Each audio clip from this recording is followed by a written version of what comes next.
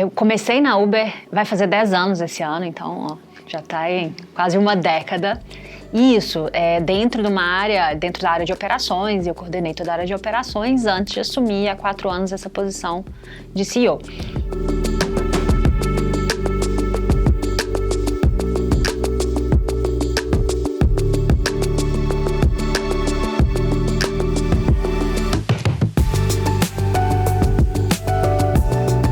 O que é muito interessante ver é como que a gente consegue trazer esses aprendizados do dia a dia e da operação e de como o negócio funciona para as nossas decisões estratégicas agora.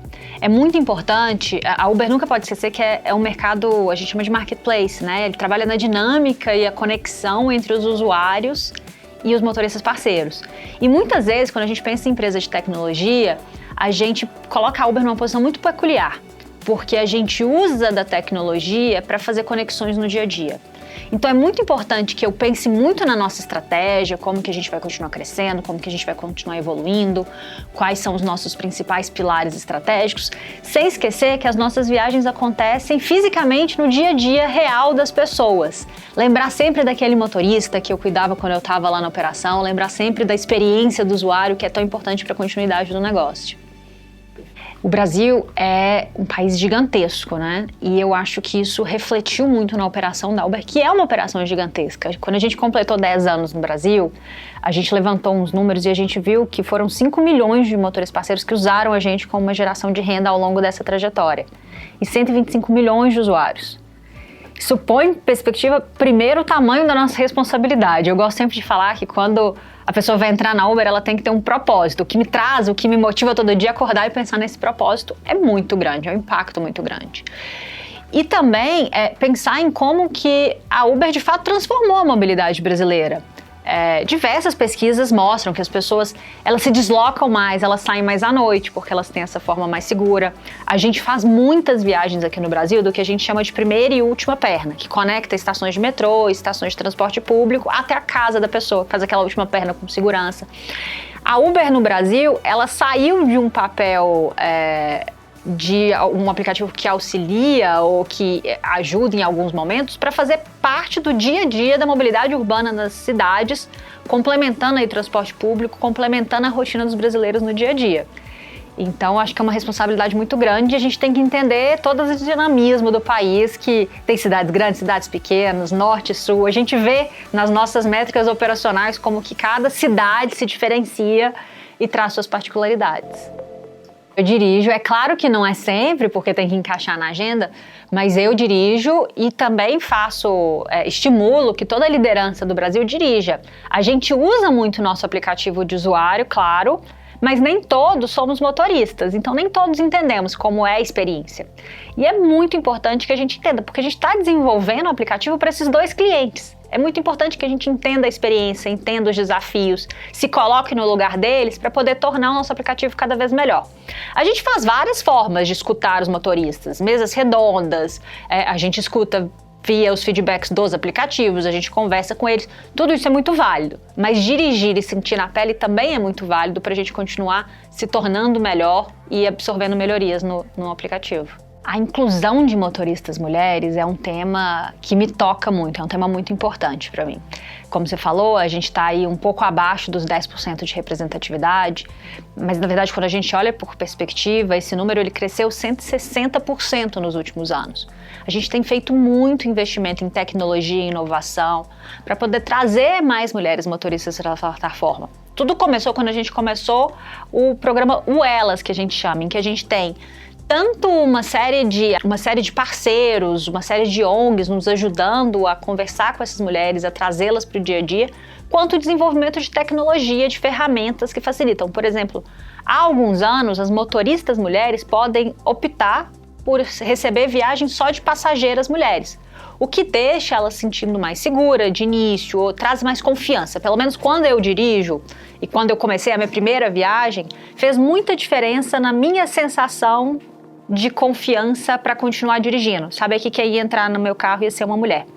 Então essa foi uma ferramenta muito importante e a gente segue investindo muito para trazer mais mulheres para a plataforma.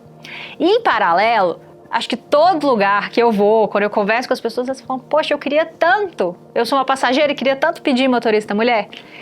A gente pensou muito em como que a gente ia trazer essa solução, porque é importante a gente também pensar na experiência do aplicativo, né? Afinal de contas, a gente conecta os dois lados, mas a gente é reconhecido pela confiabilidade de Uber. E aí a gente começou testando 3 modalidades. A primeira modalidade, a gente fala que é preferências. Então eu falo assim, eu sou uma mulher e eu prefiro motoristas mulheres. O que a gente vai fazer é, na hora que eu for procurar os motoristas mais perto, eu vou dar preferência para mulheres e vou fazer o possível para fazer a conexão passageira com motorista mulher.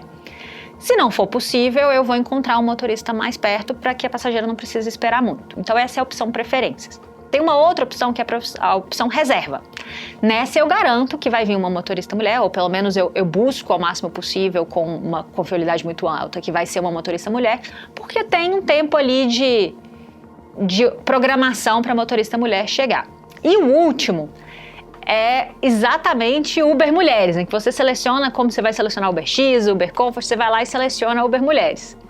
E aí nessa opção você já dispara o pedido para as motoristas mulheres que tem ao redor. É claro que a gente avisa se por um acaso naquele contexto, naquela localidade que você está, não tiver uma motorista mulher ao redor, a gente vai avisar e perguntar se por um acaso você quer trocar, porque vai demorar um tempo a mais. Sempre visando pela transparência, sempre visando por mostrar tudo. Mas a gente fez esse piloto para poder entender como que a gente traria essa confiabilidade da Uber dentro desse modelo. E agora a gente está muito feliz. Então, Uber Mulheres agora está disponível nas principais capitais. Rio, São Paulo, BH, que eu sou mineira, Curitiba, Recife, Salvador. E a gente vai seguir expandindo e cada vez mais trazendo mulheres motoristas para que esse ciclo virtuoso siga acontecendo. Segurança para a gente é tão importante que é um valor cultural nosso. A gente tem um valor que Stand for Safety, é um valor cultural em que todo mundo que está aqui na Uber pensa e respira. Aqui no Brasil, na verdade, a gente teve o primeiro Tech Center da América Latina, que a gente segue expandindo, a gente anunciou recentemente que a gente está até expandindo para o Rio de Janeiro, e aqui em São Paulo a gente anunciou também um prédio novo para conseguir adequar todo esse volume de engenheiros e de todo mundo do centro de tecnologia que vem crescendo muito. E ele começou um centro de tecnologia focado em segurança. Ainda tem um time enorme aqui focado em segurança, em que a gente faz o desenvolvimento de tecnologias made in Brasil para o mundo. Então, é uma roda que vai continuar existindo. E quando a gente pensa em segurança e a gente pensa na escala da Uber, a gente tem que pensar em tecnologia.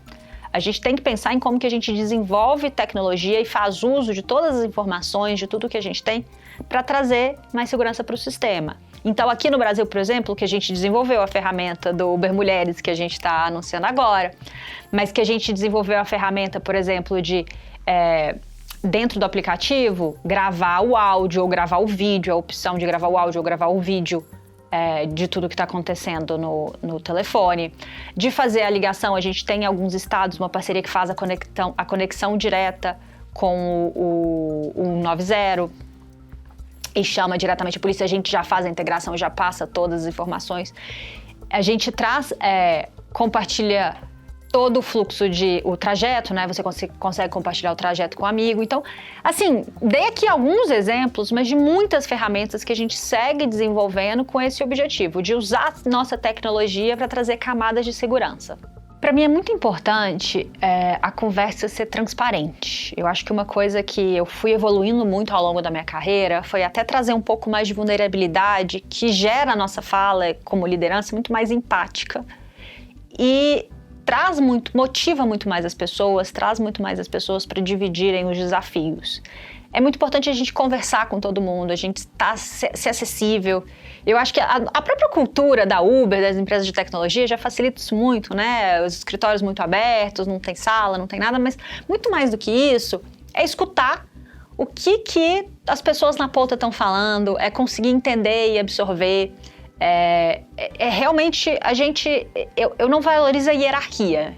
A gente gosta de falar assim, as ideias elas valem mais do que a hierarquia, e eu acho que isso é muito importante. A gente sempre escutar aquela pessoa que não tem medo de falar, que vai falar o que está acontecendo, conseguir liderar com essa empatia e também trazer os desafios, a vulnerabilidade, mostrar em alguns momentos. A gente vai construir isso juntos, a gente tem esse desafio. Acho que é muito importante a transparência para poder conseguir ser um líder efetivo. Eu gostaria de ser lembrado como uma pessoa que fez a coisa certa.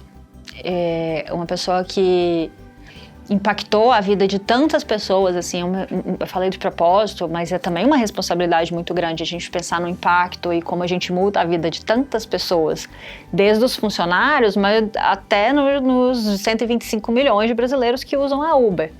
Então eu gostaria de ser lembrada como uma pessoa que, toda vez que tomou uma decisão, teve o princípio de fazer a coisa certa e pensou sempre nos clientes e nos funcionários em primeiro lugar.